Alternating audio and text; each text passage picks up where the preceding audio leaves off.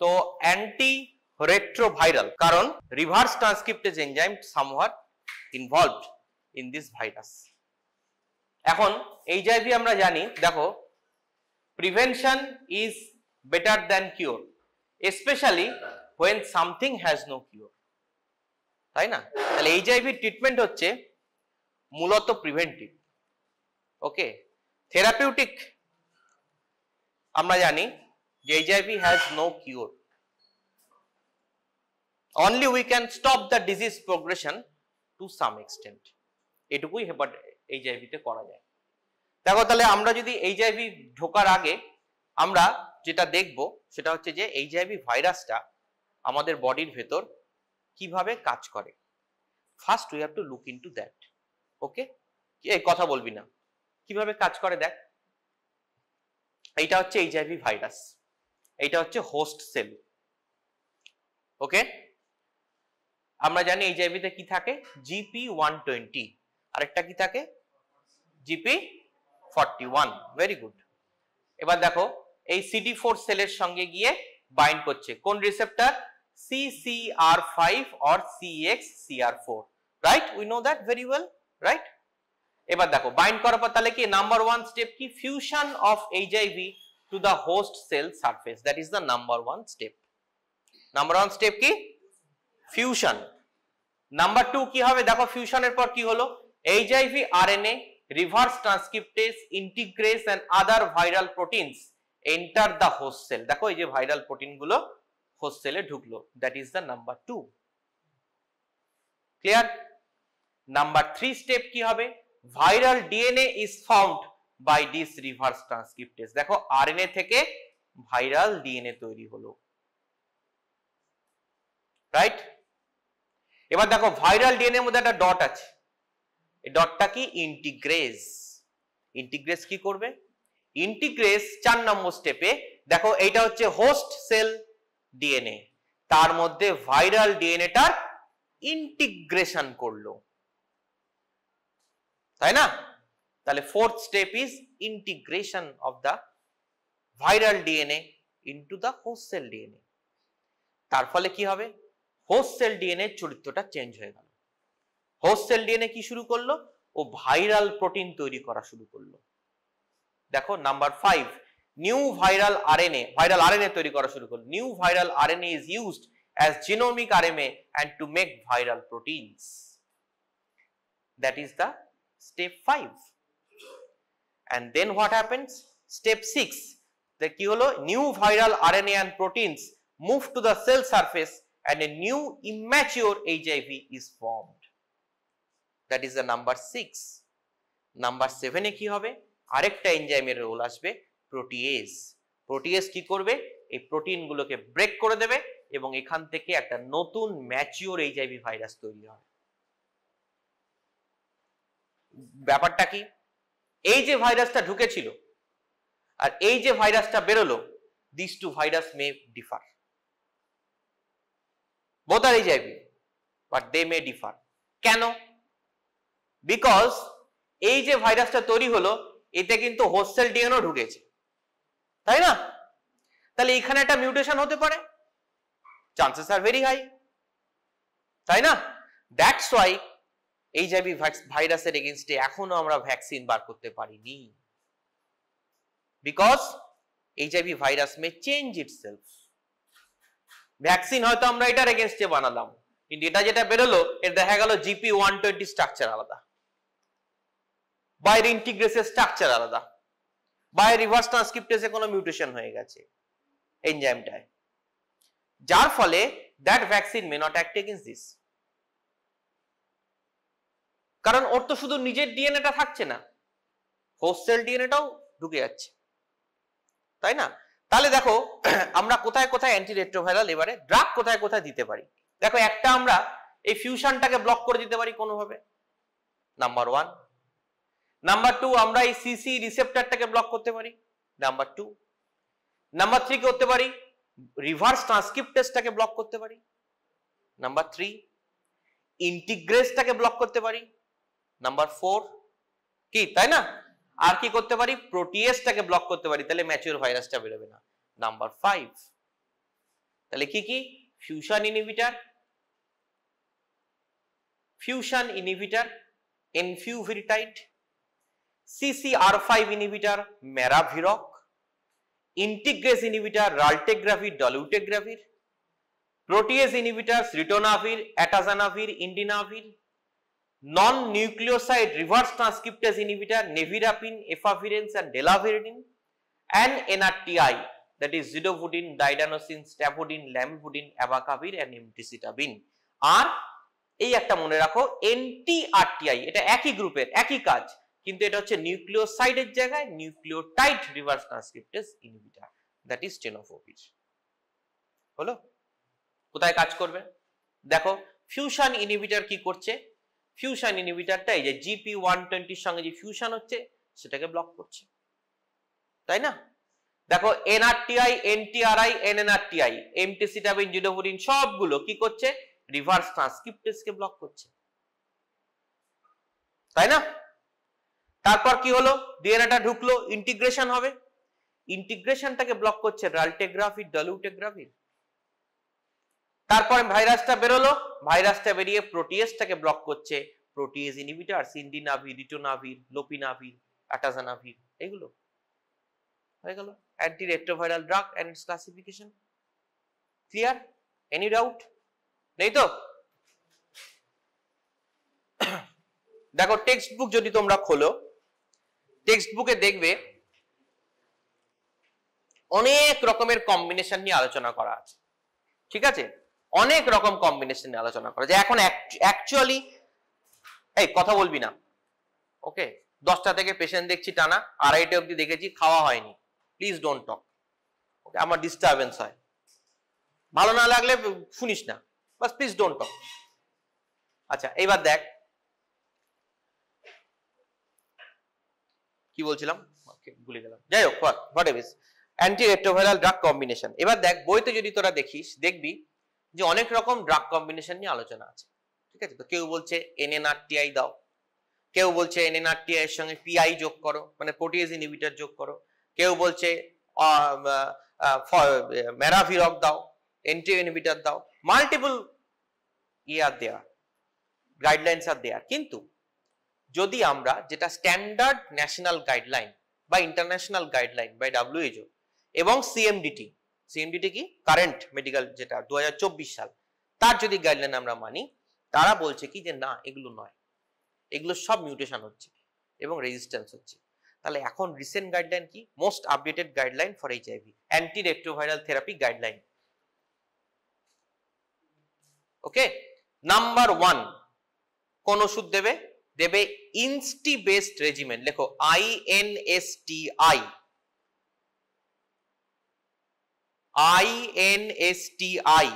ইনস্টি based regimen.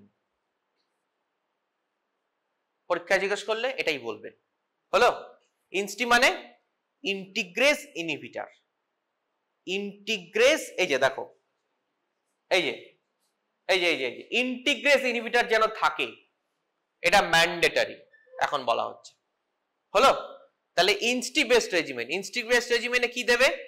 একটা ইন্টিগ্রেস, লেখো 1 ইন্টিগ্রেস inhibitor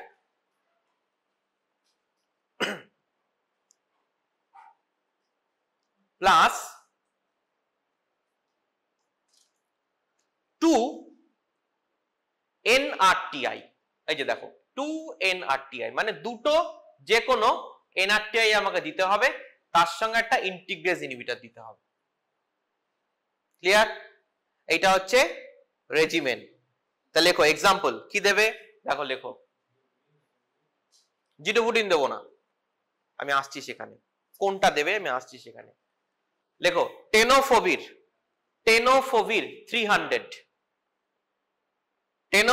300 plus lamivudine 300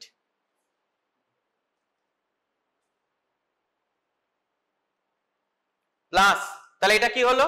NRTI। Lamivudine কি হলো? NRTI, দুটো NRTI হলো। আরেকটা কি দিচ্ছি? ইন্টিগ্রেস কি দেব? Dolutegravir 50 milligram plus dolutegravir 50 milligram. Clear?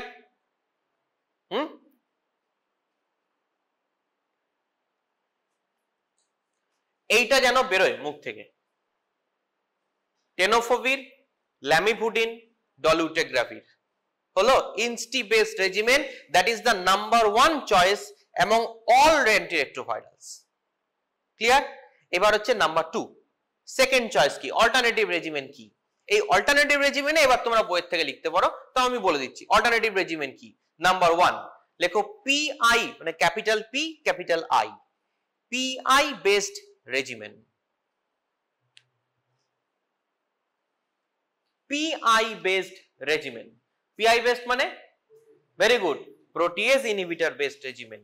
এখানে আমরা কি দেব, একই রকম ভাবে দেখো দুটো এনআরটিআই লেখো, পিআই বেসড রেজিমেনে কি হবে, 2 এনআরটিআই, দেখো এনআরটিআই ফিক্সড, দেখতে পাচ্ছ, 2 এনআরটিআই প্লাস পিআই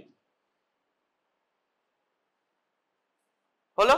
এনআরটিআই কি দেব, ওই সেম টেনোফোভির, ল্যামিভুডিন বলে দাও, ঠিক আছে তো। জিডোভুডিন কেন দেবো না, পরে আসবো আমি, কেন বেটার চয়েস টেনোফোভির, পরে আসছি, বা টেনোফোভির, ল্যামিভুডিন বলে দাও, তার সঙ্গে পিআই।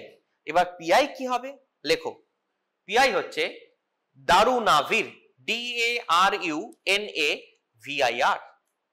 দারুনাভির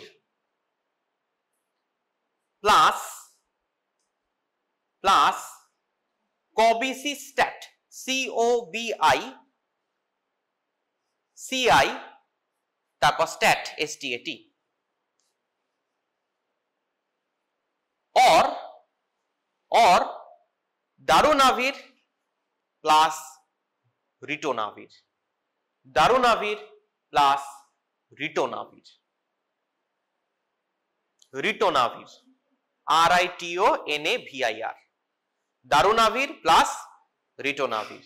ওকে, তাহলে দেখো পিআই আমরা কখনো একটা দিচ্ছি না, এনআরটিআই যেমন দুটো করে দিয়ে যাচ্ছি, পিআই কে আমরা একটা দিলাম না তো, ইন্টিগ্রেস দিয়েছিলাম একটা, পিআই তো দুটো দিলাম, তাই না?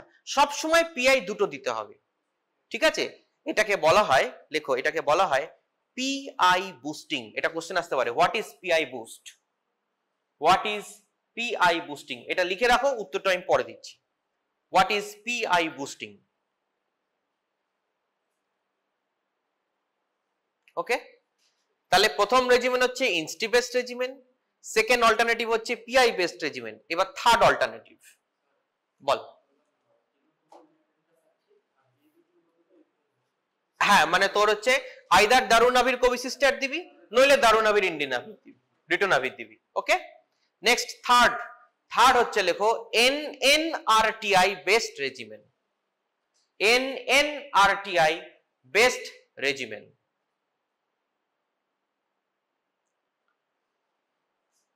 হলো, NNRTI বেসড রেজিমেনে কি হবে লেখো, 1 NNRTI প্লাস 2 NRTI, দুটো NRTI যেমন আগের গুলো ছিল, তা আবার পিআই এর জায়গায় কি হলো, NNRTI। তাহলে দুটো আমরা কি দিতে পারি, দুটো NRTI কি দিতে পারি, চয়েস কি আমাদের, টেনোফোভির আর ল্যামিভুডিন প্লাস, লেখো tenofovir, lamivudine plus efavirenz, EFAVIRENZ,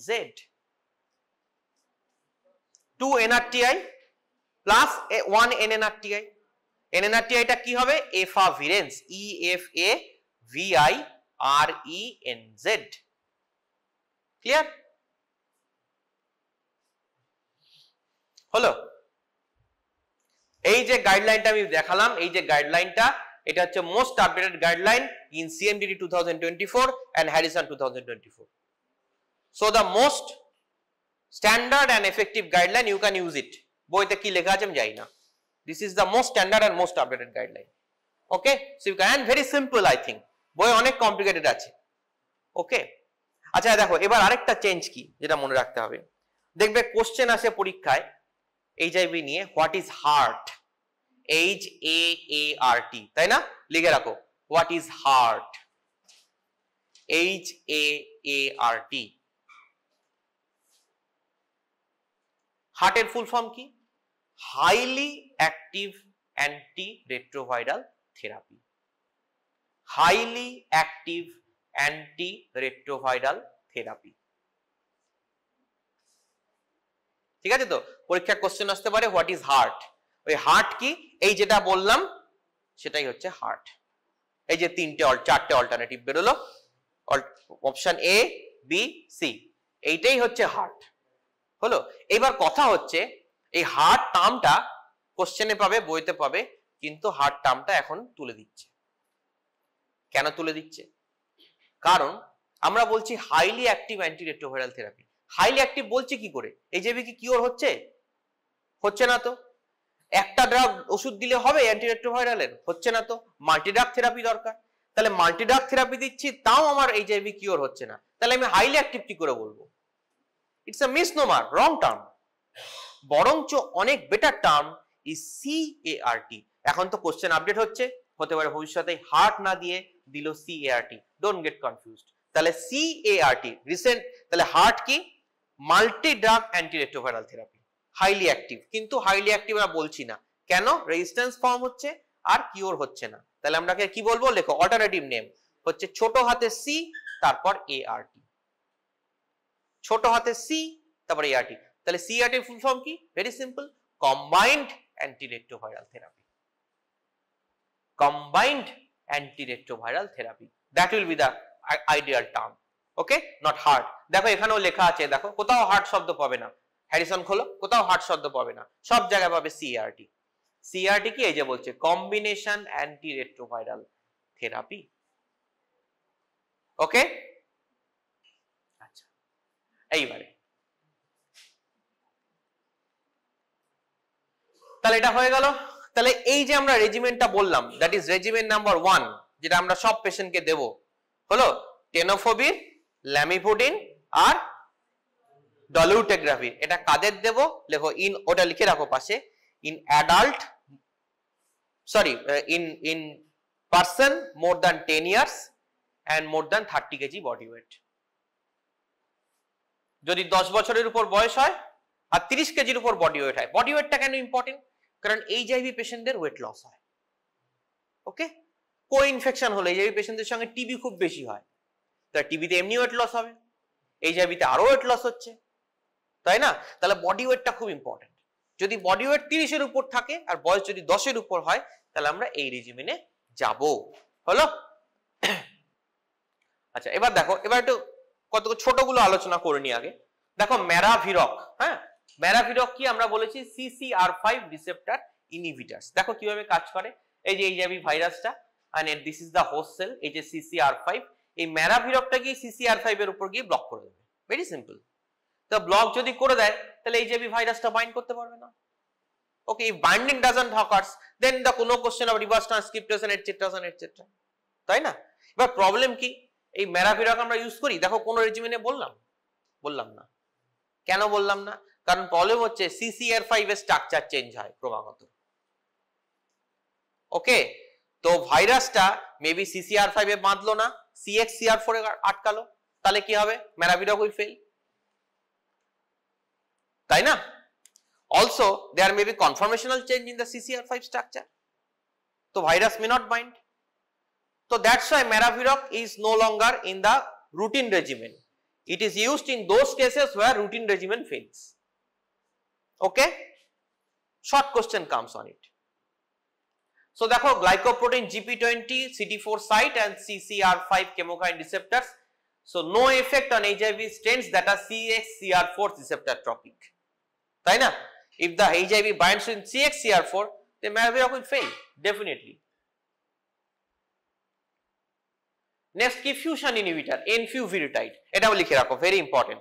Enfuviritide is the only injectable antiretroviral, only injectable antiretroviral, enfuviritide, only injectable antiretroviral। হলো?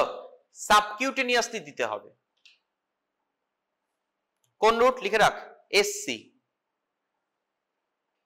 কাদের দিবি? In treatment failed cases, normally নয়। in treatment failed cases. মানে ওই প্রথম তিনটের মধ্যে দেব, না হলে এটা। এবার প্রবলেম কি, কেন প্রথমে দেব না? এত যদি ভালো ড্রাগ হয়, ট্রিটমেন্ট ফেল্ডে কাজ করবে, তাহলে প্রথমেই দেওয়া যেত। প্রথমে আমরা দেব না, কেন? কারণ প্রথম কথা হচ্ছে এইচআইভি ট্রিটমেন্ট সারা জীবন চলবে। একটা লোক ইনসুলিনের মতন সারা জীবন ধরে দিনে দুবার করে অ্যান্টিরেট্রোভাইরাল নিয়ে যাবে? Problem number 1। নাম্বার 2 প্রবলেম হচ্ছে cost, very high cost, so unaffordable for most of the population. Number 3 কি? নাম্বার 3 হচ্ছে লোকাল যেখানে ইনজেকশনটা দেওয়া হবে সেখানে একটা পেইন অ্যান্ড ব্লিস্টার ফর্মেশন তৈরি হতে পারে। তাহলে একটা হচ্ছে পেইনফুল, নাম্বার 1, নাম্বার 2 হচ্ছে কস্টলি, নাম্বার 3 হচ্ছে injectable subcutaneously. It's not possible to maintain the therapy. So that's why enfuvirtide, despite being a very strong antiretroviral, is not in any antiretroviral regimen, but a reserved drug for those patients in which standard antiretroviral combination therapy fails. হ্যাঁ, অবশ্যই, কিন্তু normally দেব না। সেই পেশেন্টকেই দেব যাদের এই তিনটে রেজিমেনের মধ্যে কোনো একটা নরমালি ফেল করেছে, add on therapy. Okay, otherwise not. Also depending upon patient's social status, কারণ patient should be able to afford it. যদি অ্যাফোর্ডই করতে না পারে তাহলে সেই ট্রিটমেন্টের কোনো ভ্যালু নেই। ওকে, তাহলে দেখো ডিফারেন্সটা কোথায়, দেখো ম্যারাভিরক একদম CCR5 এই বাইন্ড করছে, আর এই কি করছে, বাইন্ডটা হতে দিচ্ছে, তারপরে এর ফিউশনটাকে আটকাচ্ছে। ফিউশনটা যেটা হলো, এই যে সরে গেল, ফিউশন হলো, এই ফিউশনটাকে আটকাচ্ছে enfuvirtide. Okay, that is the basic difference between two. Clear? এবার আসো NRTI, লিখে রাখো, all NRTIs are competitive inhibitors. All NRTIs are competitive inhibitors.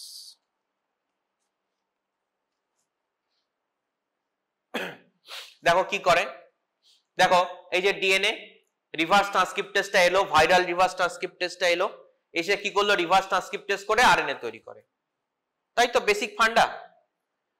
Sorry, এবার এনআরটিআই কি করবে, এইটাকে কম্পিটিটিভলি ব্লক করে দেবে,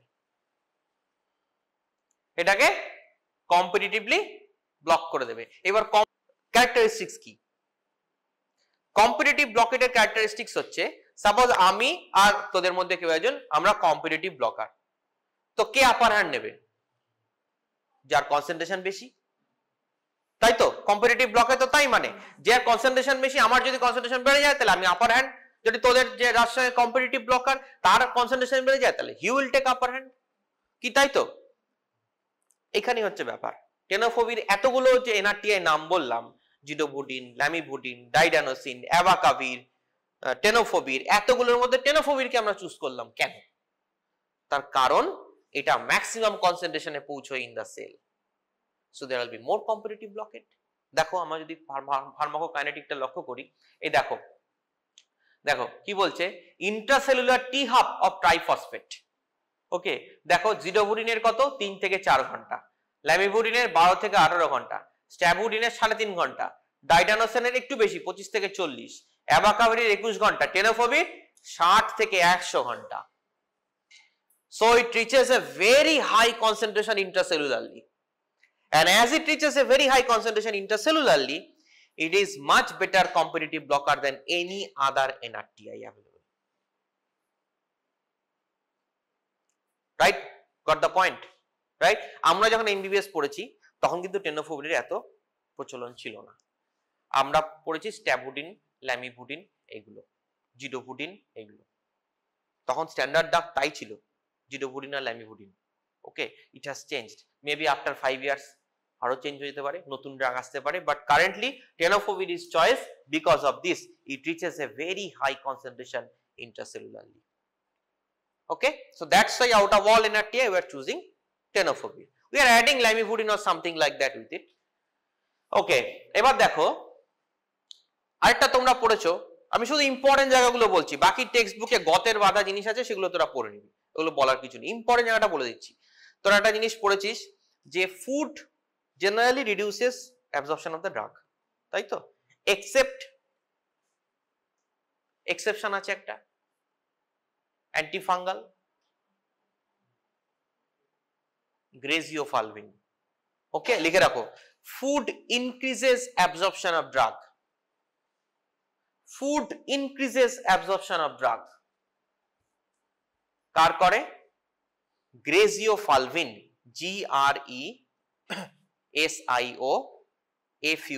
GRESIOFULVIN, গ্রেজিওফালভিন হলো। আর কে করতে পারে?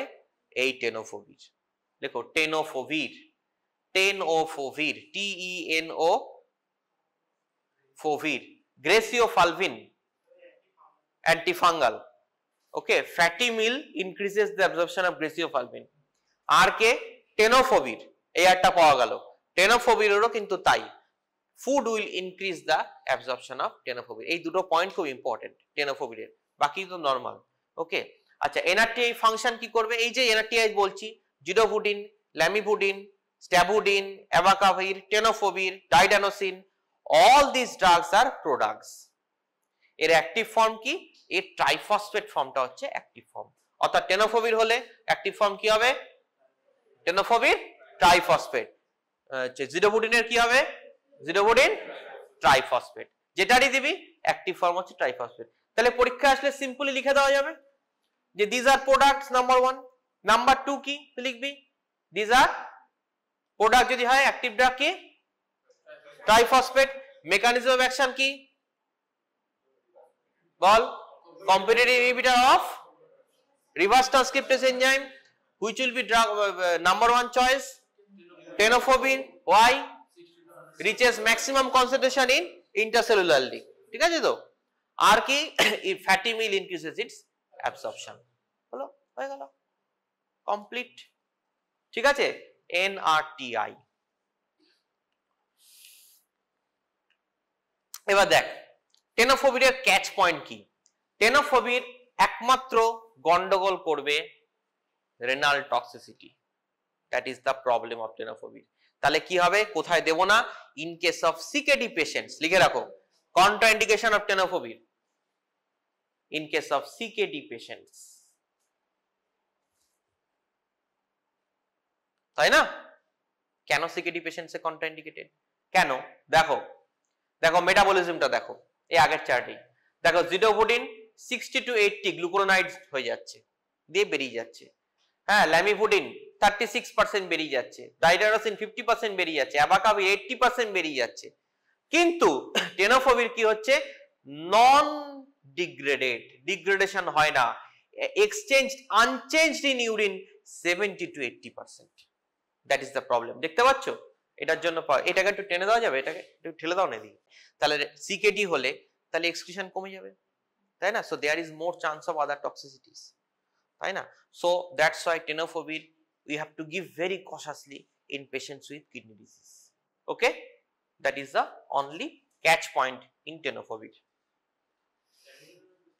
না স্ট্যাবুডিন ইউজ হয় কোথায়, তাই না? কোন ইয়েতে স্ট্যাবুডিন পাচ্ছিস? আর জেনারেলি আছে, আমাদের জানতে হবে, পড়তে হবে, বাট অ্যাকচুয়ালি ক্লিনিক্যাল ইউজ কোথায়? নেই। ল্যামিভুডিন আছে তুলনামূলক, অ্যাবাকাভির আছে, আমি আসছি অ্যাবাকাভির, বাচ্চাদের ক্ষেত্রে অ্যাবাকাভির দেয় এখনো, বাট আর তো ইউজই নেই। জিডোভুডিন তো আমরা সত্যি কথা বলতে ইউজই করি না এখন আর। টেনোফোভির দেখো apart from HIV it will be also helpful in hepatitis B। লিখে রাখো, very important, tenofovir is also effective in hepatitis B। Tenofovir is also effective in hepatitis. আচ্ছা দেখো ল্যামিভুডিন কি? সেম এতক্ষণ যা বললাম, মেকানিজম অ্যাকশন, অ্যাক্টিভ প্রোডাক্ট সব same. ডিফারেন্সের জায়গাটা কি দেখো, it is also active against hepatitis B. আচ্ছা, first line drug for chronic hepatitis B, মনে রাখো, apart from HIV lamivudine is first line drug for chronic hepatitis B. Chronic hepatitis B এর first line drug. আর কি?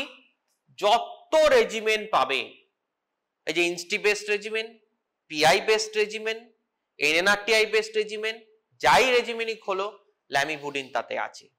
তাহলে সেটাই বলছে, synergizes with NRTIs and component of all first line triple drug NACO regimens, right? আচ্ছা, এবার হচ্ছে NNRTI। NRTI হয়ে গেল, এবার হচ্ছে NNRTI। NNRTI কি? নন নিউক্লিওসাইড রিভার্স ট্রান্সক্রিপ্টেজ ইনহিবিটর। ওই নিউক্লিওসাইড NRTI এর সঙ্গে NNRTI এর কোনো পার্থক্য নেই, except NRTI is competitive and NNRTI is non-competitive, এইটুকুই difference. So NNRTI is a non-competitive inhibitor of reverse transcriptase, rest are same, clear? আচ্ছা, ক্যাচ পয়েন্ট কি? দেখো NNRTI আমরা তুলনামূলক কম দিচ্ছি, থার্ড চয়েসে আছে, তাই না? NNRTI based regimen third choice তো, কেন? Because it is virus strain specific, mainly acts on HIV-1, do not inhibit HIV-2। ওকে, তাহলে প্রথম দুটো যদি কোনো কারণে দিতে না পারি, একান্ত অগতির গতি হচ্ছে NNRTI, নইলে নয়। ক্লিয়ার? দেখো কি হচ্ছে তাহলে, বেসিক্যালি সাম আপ কি দাঁড়াচ্ছে, HIV RNA সেটা আসছে রিভার্স ট্রান্সক্রিপ্টেজ গিয়ে এটাকে ডিএনএ তৈরি করতো, যে ডিএনএটা হিউম্যান ডিএনএ এর মধ্যে ঢুকে ইনকর্পোরেটেড হতো, আমরা সেই জায়গাটা রিভার্স ট্রান্সক্রিপ্টেজ আটকাচ্ছে। Both NNRTIs and NRTIs, except পার্থক্য কি, NRTI is competitive and NNRTI is non-competitive, that is the basic difference। ওকে, এবার দেখো NNRTI কি। NNRTI এর মেইন প্রবলেম কি দেখো, NNRTI হচ্ছে সব CYP3A4 আর 2B6 substrate, that is the main problem। তাহলে সাবজেক্টেড টু ড্রাগ ইন্টারঅ্যাকশন কি, তাই না? CYP যেই ঢুকে যাবে CYP দিয়ে, বা CYP2C19 বা CYP, প্রচুর ড্রাগ এই CYP দিয়ে যায়, তাই না? So subjected to drug interaction, that is the main drawback. তাহলে একটা ড্রব্যাক হচ্ছে এফেক্টিভিটি কম, শুধু HIV-1 এর এগেইনস্টে মেইনলি এফেক্টিভ। আর সেকেন্ড পয়েন্ট কি, যে lots of drug interactions, side এফেক্টও কিছু আছে, আমি সেগুলোতে আসছি। Okay, this are the problem, that's why this are third choice, third alternative. এবার দেখো ইন্টিগ্রেস ইনহিবিটরস, ডলুটেগ্রাভির এন্ড রাল্টেগ্রাভির। দেখো ইন্টিগ্রেস কে আমরা কেন ফার্স্ট লাইন রাখলাম, তার প্রথম লাইনটা দেখেই বুঝতে পারছো, active against both HIV-1 and HIV-2 কি, তাই না? তাহলে প্রথম হচ্ছে active against both HIV-1 and HIV-2। Next কি দেখো, good tolerability profile with rashes and hypersensitivity as infrequent adverse effects, so adverse effect is very low of dolutegravir and raltegravir। okay, আর কি, active against both the strains, হলো? that is the reason behind choosing INSTI over all others। okay, দেখো কি বলছে, first line regimen for treatment naive HIV patients. Treatment naive মানে যাদের এর আগে treatment হয়নি, ফ্রেশ নতুন ডায়াগনোস, তাদের ক্ষেত্রে we have to start with integrase based regimen. That is integrase based রেজিমেনে কি থাকবে, আবার জিজ্ঞেস করছি, কি থাকবে? একটা ইন্টিগ্রেস ইনহিবিটর, যেমন নাম বল, ডলুটেগ্রাভির, আর তার সঙ্গে কি থাকবে? দুটো NRTI। NRTI কি দিবি? টেনোফোভির আর ল্যামিভোডিন। টেনোফোভির কেন চুজ করব? হাইয়েস্ট কনসেন্ট্রেশন রিচ করছে ইন্টারসেলুলারলি, তাই তো? দিস আর কম্পিটিটিভ না নন competitive? Competitive inhibitor, very good. দেখো, সো বেসিক্যালি ইন্টিগ্রেস আমি আর বলছি না, এটা বুঝেই গেছো। এই যে ভাইরাল ইয়েটা, সেটা গিয়ে ইনকর্পোরেশনটা, ইন্টিগ্রেশনটা আটকে দিল। তাহলে দেখো আমরা কতগুলো কেন মাল্টি ড্রাগ থেরাপি করছি, কারণ আমাদের টার্গেট হচ্ছে মাল্টিপল জায়গা থেকে ভাইরাসটাকে ব্লক করা, এইটা হচ্ছে টার্গেট। তাহলে আমরা কি দিচ্ছি দেখো, আমরা জেনারেলি যখন ইনস্টি বেসড রেজিমেন দিচ্ছি, তখন আমরা ইন্টিগ্রেশনটাকে ব্লক করছি, তার সঙ্গে সঙ্গে আমরা রিভার্স ট্রান্সক্রিপশনটাকেও ব্লক করছি। So step 3 and step 4 inhibitors are the drug of choice right now। ওকে, আর কি পড়ে রইলো আমাদের হাতে? আমাদের হাতে পড়ে রয়েছে আরেকটা, step 7 inhibitors, those are protease inhibitors, তাই তো? দেখো নেভিরাপিন, এফাভিরেন্স, এলটাভিরিন, ডিলপিভিরিন, ডোরাভিরিডিন, এগুলো হচ্ছে NNRTI। আর zidovudine, lamivudine, abacavir, emtricitabine, tenofovir, this are NRTI। Okay, please don't talk. আচ্ছা দেখো, এবার আমরা একটা কথা বলেছিলাম যে পিআই বুস্টিং, তাই না? বলেছিলাম না যে একটা পিআই এর সঙ্গে আরেকটা পিআই কেন যোগ করতে হচ্ছে। এবার প্রবলেম দেখো পিআই এর, PIs are very good drugs, এ নিয়ে কোনো সন্দেহ নেই। Protease inhibitors are one of the best antiretrovirals. কিন্তু প্রবলেম কি প্রোটিয়েজ ইনহিবিটরস এর? প্রোটিয়েজ ইনহিবিটরের এক হচ্ছে বিভৎস রকম ড্রাগ ইন্টারাকশন, আমি দেখাবো সেটা, নাম্বার ওয়ান। নাম্বার টু হচ্ছে সাইড এফেক্ট অনেক বেশি, প্রচুর সাইড এফেক্ট। তাহলে ড্রাগ ইন্টারাকশন অনেক বেশি, অনেক কিছু ভাবতে হবে। কারণ এইচআইভি শুধু একটা আইসোলেটেড এইচআইভি ইনফেকশন হয় না কারো। Patient doesn't die of HIV, patient dies of opportunistic infections, তাই না? So you have to treat the opportunistic infection simultaneously. সেটা করতে গিয়ে অনেক ওষুধ দিতে হবে। তার সঙ্গে সাপোজ টিবি হলো, টিবিতে রিফাম্পিসিন দিবি, তো রিফাম্পিসিন তো সিআইপি কে ব্লক করবে বা ইনডিউস করবে, হোয়াট এভার ইট ইজ, যেটাই করবে প্রোটিয়েজ ইনহিবিটরের সঙ্গে তার ড্রাগ ইন্টারাকশন হয়ে যাবে, তাই না? So lots of drug interactions in protease, and number one. Number two হচ্ছে lots of side effects, probably every kind of side effect is there. Okay, say diabetes থেকে আরম্ভ করে অস্টিওপোরোসিস, ঠিক আছে, সেখান থেকে ইনসুলিন রেজিস্ট্যান্স, যে ডিসলিপিডেমিয়া, কিছু বাদ নেই। Okay, that's why this are the last, third alternative, second alternative, not the first. Second alternative কেন রাখা হচ্ছে? কারণ এফেক্টিভিটি খুব ভালো।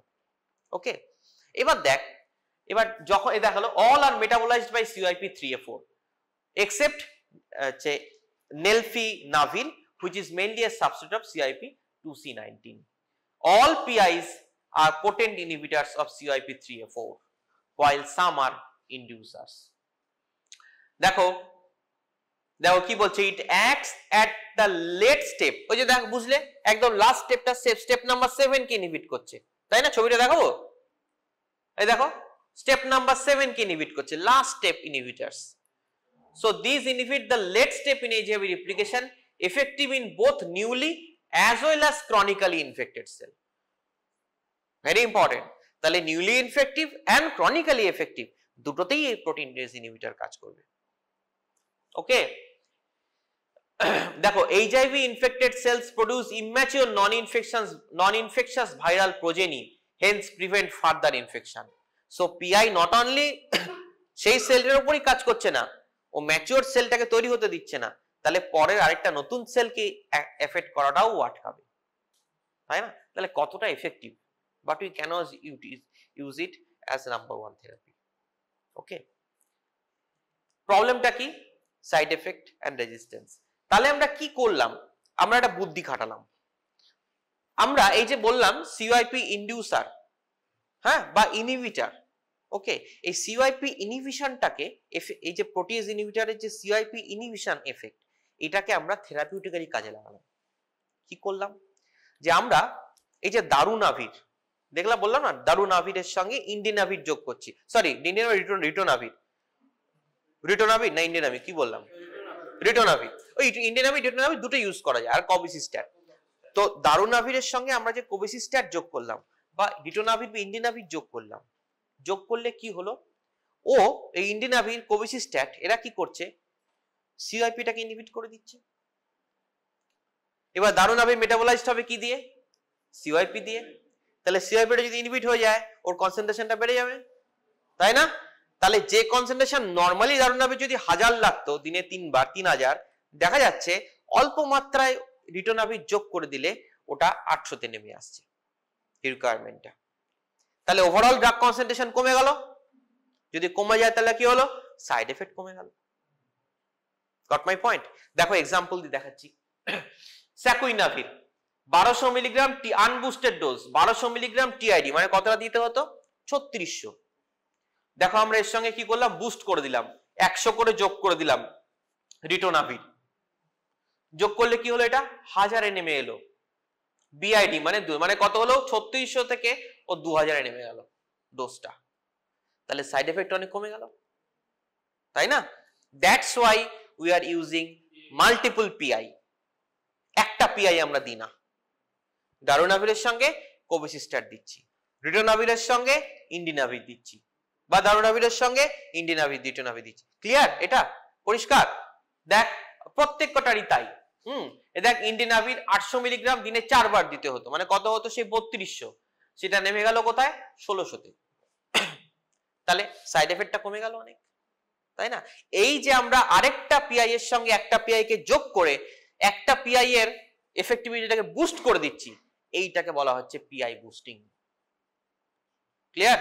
তাহলে দেখো কি বলছে, one of the strategies adopted to reduce the dose is to combine them with a low and subtherapeutic dose of ritonavir. Low and subtherapeutic, ritonavir এর কোনো therapeutic dose থাকছে না, ritonavir has no effect as an antiviral, কারণ ও subtherapeutic, কিন্তু সাবথেরাপিউটিক ডোজেও যেটুকু block করছে তাতে আরেকটার এফেক্টিভিটি বেড়ে যাচ্ছে। So boosted PI regimen permits reduction in the number and frequency of tablets to be taken each day. Clear? What is boosted PI বলতে পারবি? হ্যাঁ, দেখো বলছে lopinavir is marketed in combination with ritonavir, already মার্কেটে in combination করে এসে গেছে। ওকে, আচ্ছা এবারে দেখো আমরা কতগুলো স্পেশাল কন্ডিশন এবারে চলে আসি। তাহলে প্রথমে আমরা কি বলেছিলাম যে 10 বছরের উপর বয়স যদি হয়, 30 কেজির উপর যদি ওজন হয়, তাহলে আমরা দেব হচ্ছে টেনোফোবির, ডলুটেগ্রাভির 50, টেনোফোবির আর ল্যামিভুডিন। হলো, এবার এই পেশেন্টটাই যদি টিউবারকুলোসিস পেশেন্ট হয় আর সে যদি এটিডি পায়, দেখো if the patient is having tuberculosis and on antitubercular drug, if this patient is having tuberculosis and on antitubercular drug, যেটা খুব কমন, এইচআইভি টিবি আমরা বলি মানে ওরা একে অপরকে নিয়ে বাঁচে, ওকে, এতটাই ওদের মধ্যে ক্লোজ একটা সম্পর্ক আছে। তো সেক্ষেত্রে কি করব, এই একই রেজিমেনই থাকবে, লেখো tenofovir plus lamivudine plus dolutegravir plus tenofovir plus lamivudine plus ডলুটেগ্রাভির,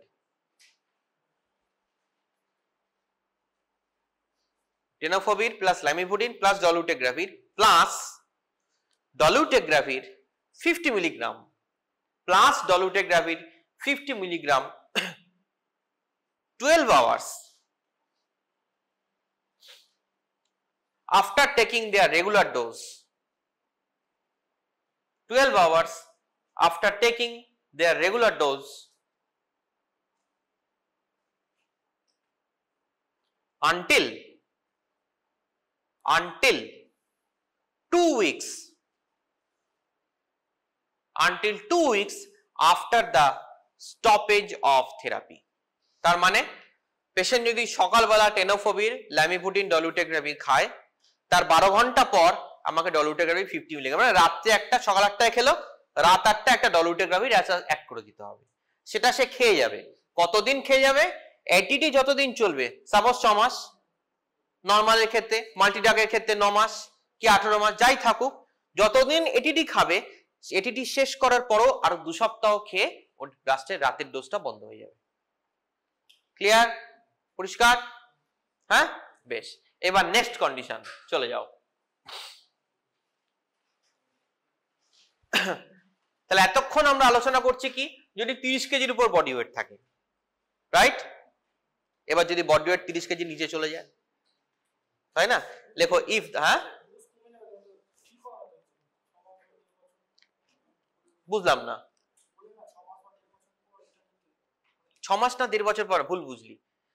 এটিডি একটা পেশেন্টের ডায়াগনোসিস হলো এইচআইভি হলো, তার সঙ্গে দেখা গেল তার টিবিও আছে, সে টিবির ওষুধ খাচ্ছে বা শুরু করেছে, আজকে থেকেই এইচআইভি শুরু করলো, আজকে থেকে টিবি শুরু করলো, ধর হলো। এবার এইচআইভিটা তো চলবে সারা জীবন, ঠিক আছে, টিবিটা কি হবে? 6 মাস খেয়ে বন্ধ হয়ে যাবে। তাহলে আজকে থেকে কিন্তু সকালে পেশেন্ট এটিডি খাচ্ছে, আজকে থেকে টেনোফোবির, ডলুটেগ্রাভির আর ল্যামিভুডিন খাচ্ছে, তার সঙ্গে কি হবে, আজকে রাত থেকে ডলুটেগ্রাভিরটা অ্যাড হয়ে যাবে 50 করে, হলো। কতদিন এই রাতের ডোজটা চলবে? যতদিন এটিডিটা চলবে। 6 মাস চললো, টিবি নেগেটিভ অল ওকে, রেসপিরেটরি স্পেশালিস্ট বললো আপনার টিবির দরকার নেই, আর 2 সপ্তাহ খেয়ে ডলুটেগ্রাভিরটা বন্ধ হয়ে যাবে। ক্লিয়ার? পরিষ্কার? আচ্ছা, এইবার যদি হয় if the body weight is less than 30, যদি লেস দ্যান 30 কেজির নিচে বডি ওয়েট চলে যায়, তাহলে কিন্তু রেজিমেন ঘুরে যাবে। if the body weight goes less than 30 kg, তাহলে কি হবে লেখো, dolutegravir ওটা থাকছেই, dolutegravir plus lamivudine plus, yes very good, tenofovir এর জায়গায় abacavir। if body weight less than 30 kg, তাহলে স্ট্যান্ডার্ড থেরাপি কি হয়ে গেল, lamivudine plus dolutegravir plus tenofovir এর জায়গায় abacavir, ABACAVIR।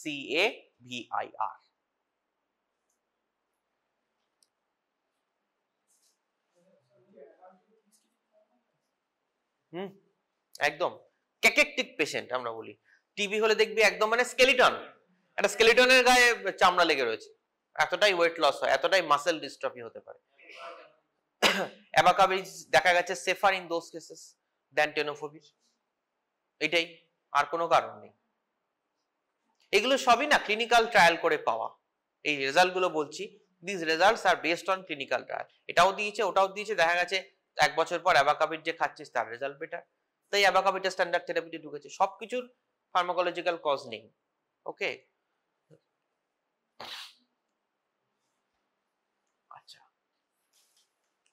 আচ্ছা এইবার দেখ, লেখ, বললাম কি তখন tenofovir কখন দিবি না বা কখন ডোজ কমাবি, সিকেডি থাকলে, তাই তো? তাহলে পেশেন্টস উইথ সিকেডি কি হবে,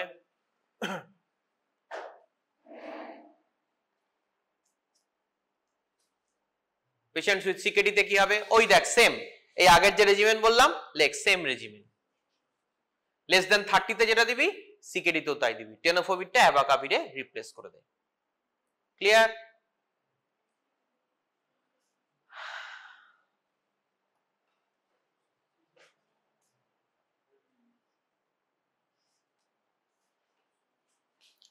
আচ্ছা এবার দেখ,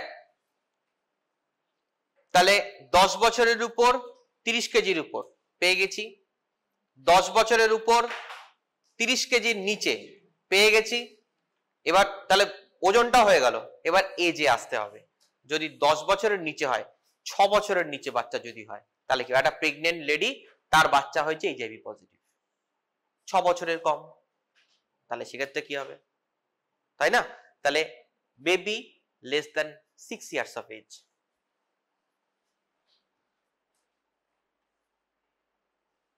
তাই না?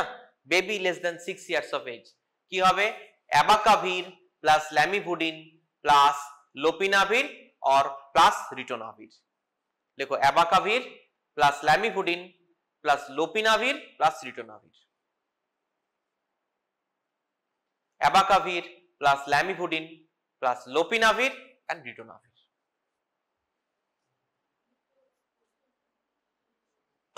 এই দেখ, এই যে বললাম, এটাকে কি বলবো, এটাকে কি বলবো, এই যে যোগ করেছি কি বলবো, এই যে দুটোকে দুটো পিআই দিলাম, কি বলবো এটাকে, পিআই বুস্টিং। ভেরি গুড, এই হচ্ছে পিআই বুস্টিং এর example.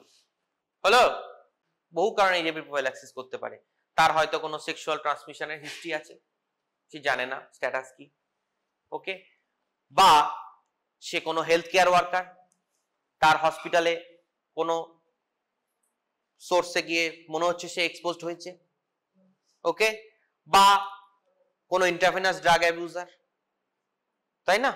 Multiple cause can be there. তাহলে সে একটা প্রোফাইল্যাক্সিস চাইলো, কি করবি, তাই না? তাহলে লেখো prophylaxis, perinatal prophylaxis of HIV, perinatal prophylaxis of HIV কি দিবি বলে দিচ্ছি, ওই দেখ, tenofovir, lamivudine, dolutegravir, এই হচ্ছে এইটাই একদম, যেটা 10 এর উপর 30 কেজির উপর একদম ওটাই দিবি, tenofovir, lamivudine and dolutegravir। Clear? এই রেজিমেন্টটাকে চুজ করার কারণ হচ্ছে এটাই, এই একটা রেজিমেন্ট মনে রাখলে তোরা ঘুরিয়ে ফিরিয়ে সব কটা বলে দিবি, ঠিক আছে? যেটা জিডোবুডিন ল্যামিবুডিন করলে প্রত্যেক কটা আলাদা আলাদা রেজিমেন্টে যেতে হতো, very tough to memorize and not practical also, okay. এটা হচ্ছে বেসিক স্ট্রাকচার, এর একটু এদিক ওদিক করলেই হয়ে যাবে। আচ্ছা দেখো কি বলছে, this should be continued through the delivery, ডেলিভারির সময় যেন কন্টিনিউ থাকে, and into the postnatal period, and has been shown to prevent vertical transmission of HIV to neonate as well as benefits mother's own health. Clear? তাহলে শুধু এই মাদারই নয়, vertical transmission of HIV টাকেও প্রিভেন্ট করবে এই combination. That's why prophylaxis is needed. The highest risk of transmission is during the birth process itself. Okay? আচ্ছা, এবার যদি বাচ্চাটা একেবারে ইনফ্যান্ট বেবি হলে হয়ে গেল 6 বছরের নিচে, কিন্তু একেবারে সদ্য বাচ্চাটা জন্মেই দেখা গেল সে এইচআইভি হয়ে গেল, প্রোফাইল্যাক্সিস করলি তুই, তারপরও দেখা গেল জন্মেই এইচআইভি হলো, তাকে তুই ওরাল ট্যাবলেট কি করে দিবি? বাচ্চাটা জন্মেই ওরাল ট্যাবলেট খেতে পারবে? 3টে তাও আবার জীবনে পারবে না। তাহলে তাকে সিরাপ দিতে হবে। ইনজেকশন কি আছে? এনফিউভিটাইড ছাড়া তো কিছু নাই। সে তো আরো সাংঘাতিক ব্যাপার, নডুল হয়ে যাবে, ব্লিস্টার ফর্মেশন করবে। ওকে, কস্টলি। একটা এখানকার একটা বাচ্চা ডেলিভারি হয়েছে, তার মাকে যদি তুই বলিস যে বাচ্চাকে যান 3000 টাকার একটা ইনজেকশন নিয়ে আসুন, পারবে? পারবে না, বলবে স্বাস্থ্যসাথী কার্ডে হবে না, আমি করতে পারবো না। ফ্যাক্ট এটাই বলবে, বলবে স্বাস্থ্যসাথী কার্ডে নাই, আমি করতে পারবো না। 3 ইনজেকশনটা অ্যাভেলেবলও হয়তো নয়, তাই না? তাহলে অল্টারনেটিভ কি? অল্টারনেটিভ হচ্ছে সিরাপ। কি দিবি? লিখে রাখ, low risk infant. Low risk infant মানে যার চান্স খুব কম ট্রান্সমিশনের, লো রিস্ক ইনফ্যান্ট, তাতে দেব হচ্ছে সিরাপ নেভিরাপিন। সিরাপ নেভিরাপিন, এই দেখ এই যে নেভিরাপিন।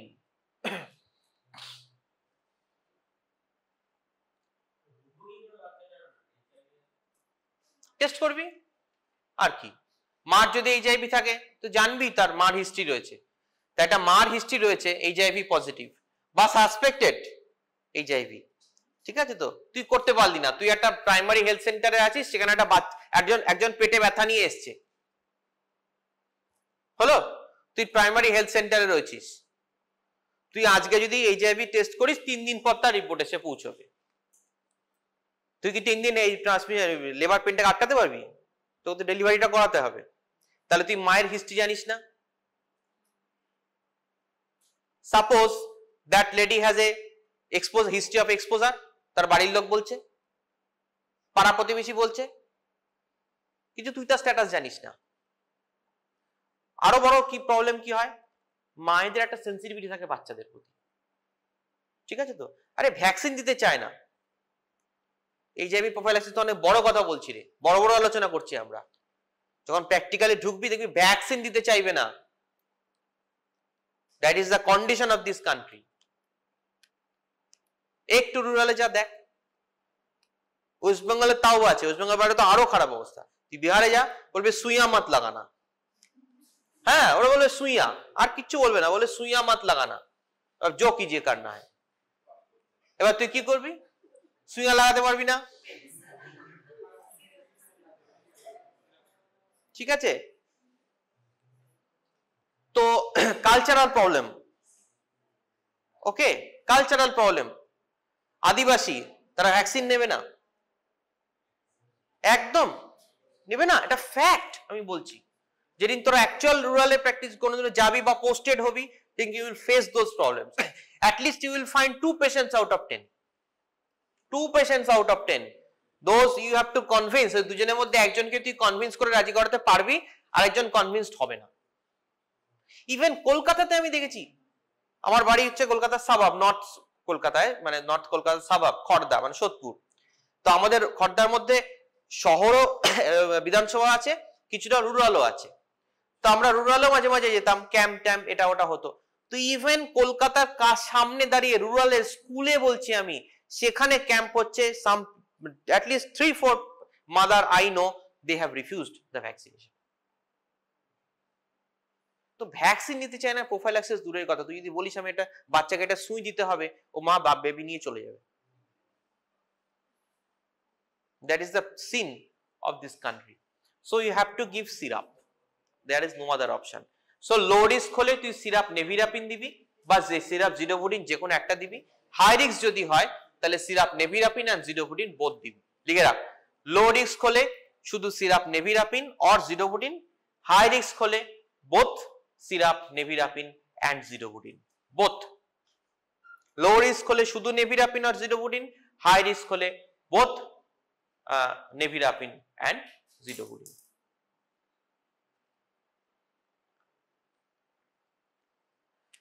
আচ্ছা, এবার হচ্ছে যে এত কথা বললাম, এবার দেখ এইচআইভি কেউ ইনফেক্টেড হলো, সাপোজ এইচআইভি ইনফেক্টেড হলেই তো সঙ্গে সঙ্গে তার সিমটম হবে না। এমন তো নয় যে এইচআইভি আজকে হলো আর কালকে অপরচুনিস্টিক ইনফেকশন, মুখে ওরাল ক্যান্ডিডিয়াসিস হয়ে গেল, তা তো নয়। There is a huge time gap between that. হয়তো পেশেন্টের শরীরে আজকে এইচআইভি ঢুকলো আর পেশেন্টের অপরচুনিস্টিক ইনফেকশন এইচআইভি সিমটম তৈরি হলো 7 থেকে 10 বছর পর। তাহলে 7 থেকে 10 বছর পেশেন্ট অ্যাসিমটোম্যাটিক, তাই না? তাহলে সেই পেশেন্টকে তুই অ্যান্টিরেট্রোভাইরাল দিবি না দিবি না? বিগ কোশ্চেন, তাই না? তাহলে কখন আমরা শুরু করব আর কখন শুরু করব না, এটা ভাবতে হবে। এই কথা বলিস না, দেখ সিমটোম্যাটিক যদি হয়, মানে এইডস আছে, সিমটম কি পরে আসছি, সিমটোম্যাটিক যদি হয় তাহলে অবশ্যই ট্রিটমেন্ট করব। সেক্ষেত্রে আমরা CD4 কাউন্ট কত আর এইচআইভি আরএনএ কটা আছে দেখবো না, পেশেন্টের সিমটম আছে ট্রিট করো। ওকে, নাম্বার 1।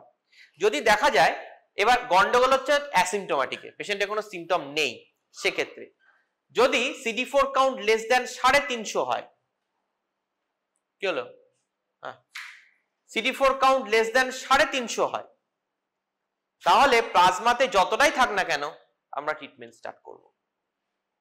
ওকে, যদি 350 থেকে 500 হয়, মানে একটু বেশি CD4 কাউন্ট, একটু ভালো জায়গায় আছে, এনি ভ্যালু আমরা কিন্তু ট্রিটমেন্ট অফার করব পেশেন্টকে, বলবো পেশেন্টকে যে আপনি কিন্তু শুরু করতে পারেন ট্রিটমেন্ট, কারণ আপনার CD4 কাউন্ট 350 উপরে আছে, কিন্তু 350 is not a good value, কমে যেতে পারে, আপনি শুরু করে দিন। দেখা গেল তোর এইচআইভি আরএনএ করলি, দেখা গেল খুব কম এইচআইভি আছে শরীরে, বাট ইউ স্টার্ট, কারণ রেপ্লিকেশন করে বেড়ে যেতে পারে। ওকে, আচ্ছা, যদি 500-র উপর CD4 কাউন্ট থাকে তাহলে প্লাজমা মানে ইমিউনিটি খুব ভালো জায়গায় আছে। ওকে, তাহলে আমরা দেখবো যে প্লাজমাতে এইচআইভি কটা আছে। যদি এইচআইভি 1 লাখের উপরে কপি থাকে, মানে এইচআইভি ভাইরাসের প্রচুর থাকে, ট্রিটমেন্ট স্টার্ট হলো। যদি দেখা যায় যে অ্যাসিমটোম্যাটিক, কোনো সিমটম নেই, পেশেন্ট এইচআইভি পজিটিভ কিন্তু অ্যাসিমটোম্যাটিক, কিন্তু CD4 কাউন্ট ভালো 500-র উপর, আর এইচআইভি ভাইরাসের পরিমাণও খুব কম, তাহলে আমরা many clinicians may differ the treatment. অর্থাৎ তুই বলতে পারিস যে আপনার এইচআইভি আছে ঠিক, কিন্তু আপনি অ্যাসিমটোম্যাটিক, আপনার CD4 কাউন্ট এখনো যথেষ্ট ভালো, 500-র উপর আছে, এইচআইভি ভাইরাসও আমরা দেখছি আরএনএ বডিতে খুব কম আছে পার এমএলএ, আপনি কয়েকদিন ডিলে, কয়েক মাস ডিলে করুন, দেখা যাক, ওয়েট অ্যান্ড ওয়াচ। যদি ঠিক থাকে তাহলে আরো কিছুদিন ডিলেট হবে, আরো 2 বছর পর যদি শুরু করা যায় বেটার। ওকে, কারণ as you start antiretroviral, side effects will come, that is the big problem. আচ্ছা, মনিটরিং আমি আর গেলাম না, বাদ দে। এবার দেখ ইবালিজুমাব, নামটা মনে রাখ, monoclonal antibody against antiretroviral HIV হচ্ছে ইবালিজুমাব। ইবালিজুমাব এটা হচ্ছে monoclonal antibody against HIV. How it will act? Ibalizumab will act in the CCR5, it will block. Okay, so that is how it acts, the antibody. Approved in March 2018 for the management of treatment resistant HIV, only in case of treatment resistant HIV, otherwise monoclonal antibody have no function.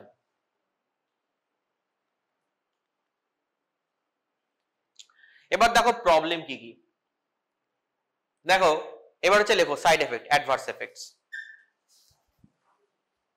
Adverse effects কি কি?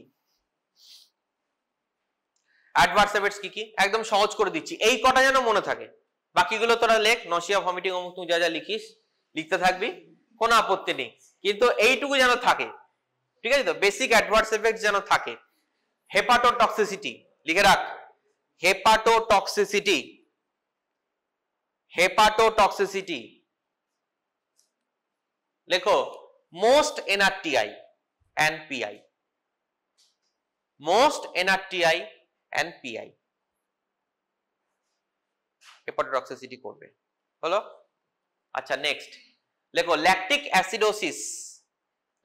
Acidosis, hepatic steatosis and pancreatitis. Lactic acidosis, number 2 lactic acidosis, hepatic steatosis and pancreatitis করবে কারা? NRTI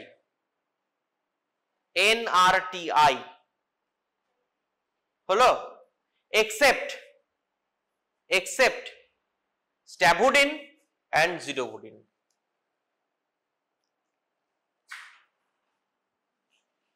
ঠিক আছে, আচ্ছা next হচ্ছে Stephen Johnson syndrome, SJS, Stephen Johnson syndrome, SJS। All antiretroviral can cause Stephen Johnson, all সব কটা করতে পারে, কে করবে কেউ জানে না। SJS, Stephen Johnson syndrome, all antiretrovirals। হলো, আচ্ছা নেক্সট হাইপার সেন্সিটিভিটি রিঅ্যাকশন। আমরা কি জানি কোন অ্যান্টিমাইক্রোবিয়াল হাইপার সেন্সিটিভিটি রিঅ্যাকশন করে? ইয়েস, পেনিসিলিন, বিটা ল্যাকটাম, ঠিক আছে, সেফালোস্পোরিনস, তাই তো? তাহলে পেনিসিলিন ছাড়া কে করতে পারে? Abacavir, antiretroviral. hypersensitivity reaction caused by abacavir, আর কে করে? বিটা ল্যাকটাম অ্যান্টিবায়োটিক্স, তাই না? মনে থাকবে তো? তাহলে যদি কোশ্চেন ঘুরিয়ে করা হয়, antiviral that causes hypersensitivity, that will be abacavir। আচ্ছা নেক্সট লেখো bone marrow suppression, zidovudine, bone marrow suppression, zidovudine.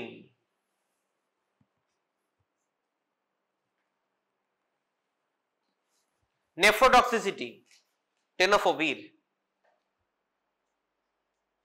Bone marrow suppression, zidovudine, nephrotoxicity, টেনোফোভির।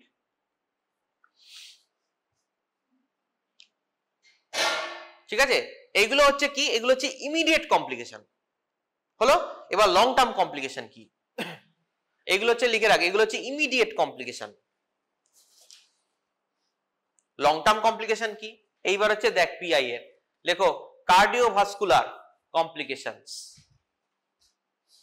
Cardiovascular complication,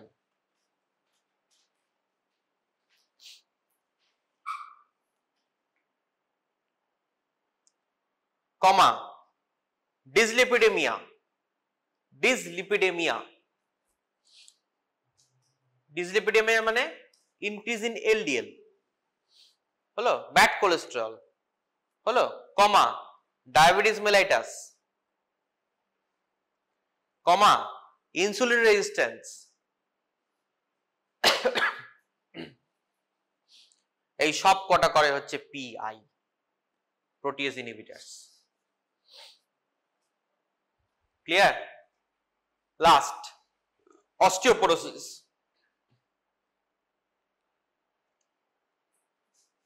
osteoporosis, all antiretrovirals, mainly tenofovir।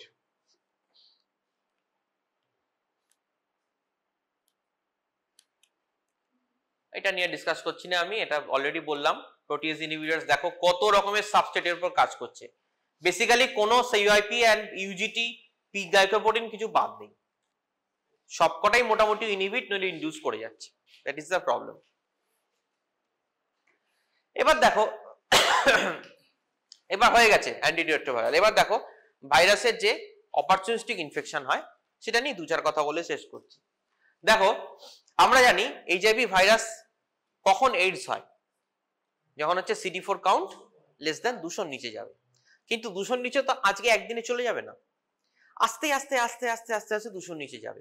এই যত কমতে থাকবে একটা একটা করে অপরচুনিস্টিক ইনফেকশন হতে থাকবে। হলো, দেখো কি হচ্ছে, যখন 1200 ছিল কিছু হলো না, এই দেখো কমছে।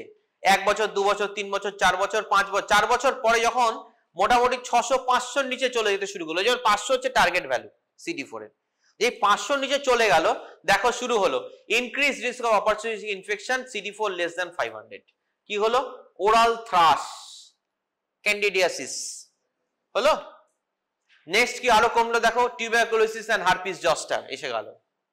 নেক্সট আরো কমলো দেখো, নিউমোসিস্টিস জিরোভিসি নিউমোনিয়া এসে গেল। আরো কমে গেল, অ্যাটিপিক্যাল মাইক্রোব্যাকটেরিয়া গুলো এবার ধরা শুরু করলো। তার সঙ্গে cytomegalovirus, toxoplasma, microsporidia, cryptococcal meningitis, and patient dies of this meningitis or tuberculosis and opportunistic infections. Okay, so HIV basically it causes reduction in CD4 only, rest is done by others.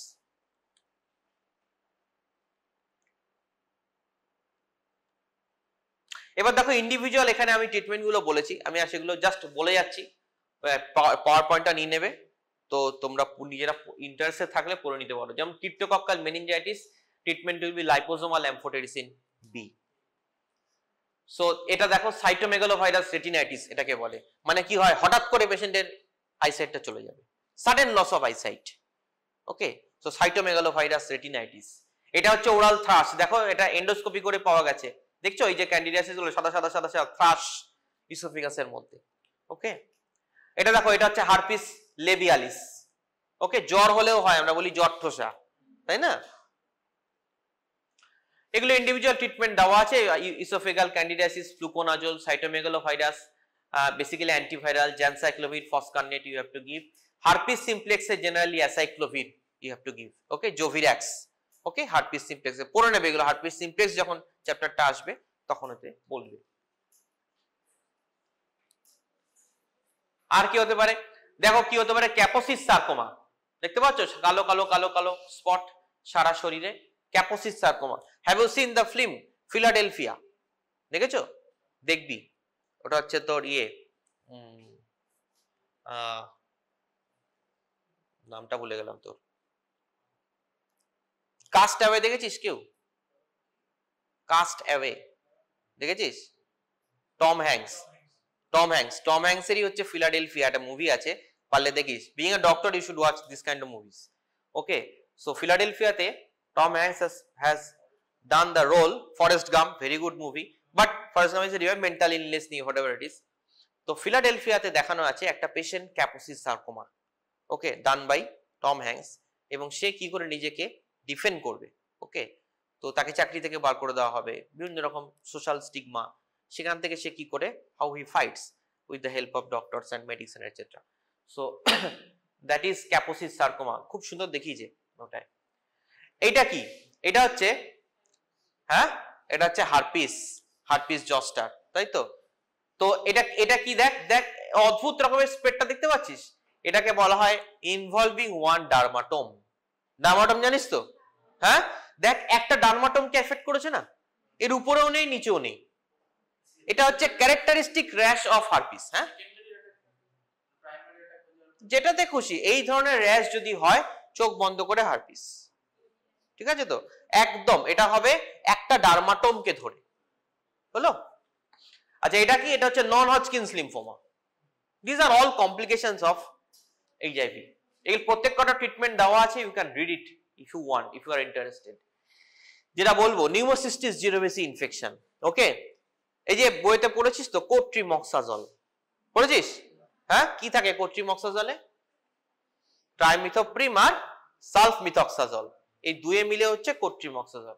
দেখবি বইতে 10-15 খানা use লেখা আছে, খুলিস আজকে বইটা, দেখবি কোট্রিমক্সাজলের ইউজে 10-15 খানা use লেখা আছে, একটা ইউজে ইউজ হয় না, একটা ইউজে ইউজ হয় না, সবকটা রেজিস্ট্যান্স।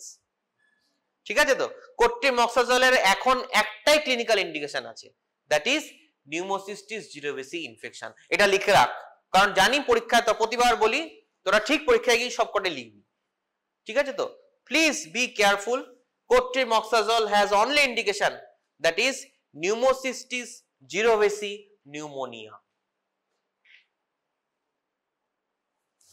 আর ইউটিআই তে কিছু কিছু ক্ষেত্রে দেওয়া যায়, বাট সেও resistance, most of the cases are resistance. This is the only indication, pneumocystis jirovecii infection. কি দেবো? ট্রাইমিথোপ্রিম সালফমিথক্সাজল আর কোট্রিমক্সাজল। আচ্ছা, এবার দেখ একটা ছোট্ট কোশ্চেন আসে, এত বড় একটা 15 নম্বরের শর্ট কোশ্চেন, লং কোশ্চেনের সঙ্গে একটা ছোট্ট এই জিনিসটা জুড়ে দেয়, সেটা হচ্ছে কি, যে পোস্ট এক্সপোজার প্রোফাইল্যাক্সিস আর প্রি এক্সপোজার প্রোফাইল্যাক্সিস কি, অর্থাৎ যেটা আমাদের মেডিকেলি টার্মটা খুব ইম্পর্টেন্ট। এতক্ষণ আমরা কি আলোচনা করলাম? এতক্ষণ আমরা আলোচনা করলাম হচ্ছে যে পেশেন্টের ট্রিটমেন্ট কি হবে, তাই তো? এবার আমরা নিজেদের ক্ষেত্রে কি করব? ওয়ার্ডে যাচ্ছি, টিবি থাকতে পারে, এইচআইভি থাকতে পারে, আননোন স্ট্যাটাস, তাই না? তাহলে আমাদের দুটো জিনিস নিয়ে ভাবতে হবে। এক হচ্ছে প্রি এক্সপোজার প্রোফাইল্যাক্সিস কি নিতে পারি, আর এটা হচ্ছে এক্সপোজড হলাম, পোস্ট এক্সপোজার প্রোফাইল্যাক্সিস কি হতে পারে। অর্থাৎ এক্সপোজড হয়েছিস তোর মনে হচ্ছে, এবার দেখা যাচ্ছে যে তুই রিপোর্টটা আসার আগেই তুই কি করতে পারিস, ওকে, বা রিপোর্ট অ্যাভেলেবল নয়, মেশিন খারাপ, কিছু খারাপ, what ever it is, not available, হসপিটালে হলো না, বাইরে কোথাও কিছু একটা করতে গিয়ে হলো, ঠিক আছে? তো তো কি করবি তখন? That is pre exposure and post exposure. এবার কথা হচ্ছে কখন আর প্রি আর পোতে আমরা যাব, আদৌ যাব একটা কন্ডিশনে, কি করে আমরা বুঝবো? দেখ গাইডলাইন বলছে কি, যে এইচআইভি এক্সপোজারের কোড আর সোর্স কোড বলে দিচ্ছে। এইচআইভি এক্সপোজার কোড কি বলছে দেখ, when the material is bloody fluid or other potentially infected material or instrument contaminated with one of these substances, যদি এরকম কিছু হয় তাহলে যে রক্ত বা রক্ত মাখা কোনো ম্যাটেরিয়াল বা কোনো ইনস্ট্রুমেন্ট যেটা কন্টামিনেটেড হতে পারে, যদি এরকম কোনো এক্সপোজার হয়, কি রকম এক্সপোজার হয়, এক্সপোজারটা হয়েছে না হয়নি, যদি হ্যাঁ হয়ে থাকে, যদি না হয়ে থাকে তাহলে কোনো প্রি এক্সপোজার রিকোয়ারমেন্ট দরকার নেই। যদি এরকম কোনো কিছু হয়ে থাকে তাহলে দেখতে হবে হোয়াট টাইপ অফ এক্সপোজার, যে এই যে জিনিসটা এক্সপোজড হয়েছে এরপরে কি মিউকাস মেমব্রেন এন্ড স্কিনটা কোনো কারণে ইন্টিগ্রিটি লস হয়েছে তোর, ওকে? যদি মিউকাস মেমব্রেনের ইন্টিগ্রিটি লস হয় বা স্কিনের ইন্টিগ্রিটি লস হয় তাহলে আমাদের দেখতে হবে কতটা লস, যে খুব ছোট্ট একটা লস হয়েছে, কয়েক মোমেন্টে জানে টাচ করে বেরিয়ে এসছে, একটা ইন্টিগ্রিটি লস হলো, এটা মোমেন্টারি লস। যদি মোমেন্টারি লস হয় তাহলে আমরা বলবো EC1, অর্থাৎ এক্সপোজার কোড 1। যদি একটা বড় লস হয়, ঢুকে গেল ছুরিটা বা নিডলটা, তুই টেনে বার করলি, অনেকটা লস, স্কিনটা অনেকটা কেটে গেল, দ্যাট ইজ EC2। হলো, অনেকটা রক্ত লেগে গেল গায়ে ওটি করতে গিয়ে, হলো কোনোভাবে, দ্যাট ইজ EC2। তাহলে এইটা হলে আমরা নেব। আচ্ছা, যদি দেখা গেল যে এই এক্সপোজারটা ইন্টার স্কিন, মানে এই স্কিনের উপর রক্তটা পড়লো, কোনো কোথাও কাটাকুটি কিছু নেই, তাহলে no PrEP is required, don't get superstitious. এরপরও দেখবি পেপারে খবর উঠবে যে এইচআইভি পেশেন্টটাকে আলাদা করে রাখা হয়েছে, দেখবি হয় পেপারে ওঠে খবর, ওকে, ডোন্ট গেট সুপারস্টিশিয়াস, হবে না এইচআইভি। এইচআইভি খুব সুখী ভাইরাস, ওকে, খুব সুখী ভাইরাস, ও 30 সেকেন্ড বডি বাইরে থাকলে মরে যায়, ও এতটাই সুখী ভাইরাস, কিচ্ছু হবে না, ঠিক আছে? বরং অনেক বেশি ডেঞ্জারাস হেপাটাইটিস বি, অনেক বেশি ডেঞ্জারাস, ওকে? তাহলে ইন্টার স্কিন থাকলে কোনো প্রেপি আমরা নেব না। আর কি, পারকিউটেনিয়াস এক্সপোজার, মানে severity less severe, solid needle, superficial, একটা স্ক্র্যাচ টাইপের হয়ে গেল, জাস্ট একটা পারকিউটেনিয়াস, একটা স্ক্র্যাচ টাইপের হলো, কিছু ছুঁয়ে বেরিয়ে গেল, যদি এরকম থাকে তাহলে EC2। আর যদি দেখা যায় যে না, ডিপ কেটে বেরিয়ে গেল, তাহলে কিন্তু হবে EC3। তাহলে এটা হচ্ছে এক্সপোজার কোড, কিরকম এক্সপোজার। আর এটা হচ্ছে সোর্স কোড, যে সোর্স থেকে এক্সপোজটা হচ্ছে তার কি স্ট্যাটাস হলো, যে অর্থাৎ কি দেখা গেল যে যার ব্লাড এসে লাগলো বা যার থেকে এক্সপোজড হলো, দেখা গেল সে এইচআইভি নেগেটিভ, তাহলে আমরা কোনো হেডেক নেই, তাহলে আমার হচ্ছে প্রি এক্সপোজার বা পোস্ট এক্সপোজারের দরকার পড়ছে না, হলো। যদি দেখা যায় যে সে এইচআইভি পজিটিভ, তাহলে তার যদি এইচআইভি আরএনএ এর সংখ্যা খুব কম হয়, তো লো ভাবে পজিটিভ, তাহলে হবে আমার SC1। আর যদি দেখা যায় সে হাই পজিটিভ, তাহলে হবে SC2। আরেকটা হতে পারে স্ট্যাটাস আননোন, এক্সপোজড হয়েছে, চলে গেছে সে পেশেন্ট, তুই আর তাকে খুঁজে পাচ্ছিস না, ঠিক আছে? তো খোঁজ করছিস, বলছে পেশেন্ট নেই, বাড়ি চলে গেছে, ফোন নাম্বার আছে নাই, ঠিক আছে? তো এরকম কেসও হবে, তো এরকম কেস হলে আননোন, ঠিক আছে? তো তো এইটা যদি হয়, দেখ তাহলে কি হচ্ছে, দেখ আমাদের একদম অরিজিনাল গাইডলাইনটা দিয়েছে গভর্নমেন্ট অফ ইন্ডিয়ার, তাতে দেখ বলে দিচ্ছে যদি দুটোই এক হয়, এক দুদিকে এক্সপোজার কোড এক, সোর্স কোড এক, বা এটা এক এটা দুই, বা এটা দুই এটা এক, কোনো কিছুর দরকার নেই। অর্থাৎ দুটোই যদি এক হয়, বা এক বা দুই হয়, বা দুই বা এক হয়, কোনো কিছু করার দরকার নেই। যদি দুদিকেই দুই দুই আসতে থাকে বা 2-3 আসতে থাকে, তাহলে আমরা রিকমেন্ড করছি একটা পোস্ট এক্সপোজার প্রোফাইল্যাক্সিস নেব, ওকে?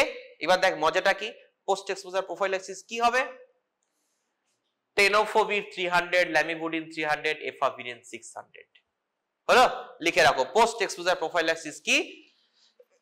টেনোফোভির, lamivudine and efavirenz. Tenofovir, lamivudine and efavirenz.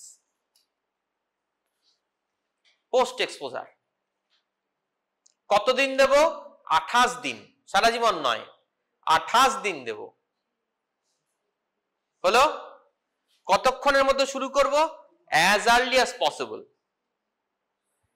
এক্সপোজারের পর as early as possible, okay. And খুব ভালো হয় 72 ঘন্টার মধ্যে, 24 থেকে 72 ঘন্টা। আচ্ছা, লাস্ট হচ্ছে, এটা হচ্ছে পোস্ট এক্সপোজার। এবার হচ্ছে প্রি এক্সপোজার। মানে প্রি এক্সপোজার কি? লাস্ট থিং, এটা শেষ জিনিস বলবো। প্রি এক্সপোজার কি? অর্থাৎ তুই একটা, তোর পোস্টিং হলো এমন একটা জায়গায় যেখানে টিবি পেশেন্ট আছে, বা তুই সাসপেক্ট করছিস সেই টিবি পেশেন্ট আছে, তোর এখনো কোনো এক্সপোজার কিছু হয়নি, তুই আগে থেকে একটা কভারেজ নিতে চাস, that is pre exposure prophylaxis. Pre exposure prophylaxis কি করব? লিখে রাখ last. Pre exposure prophylaxis, pre exposure প্রোফাইল্যাক্সিসে কি নিবি? লেখো টেনোফোভির or emtricitabine, tenofovir or emtricitabine, emtricitabine, tenofovir or emtricitabine, single tablet for 90 days, একটা করে tablet rose, single tablet daily for 90 days, 90 দিন। ওকে, এটা হচ্ছে pre exposure prophylaxis. Clear? So that concludes antiretroviral therapy. Thank you.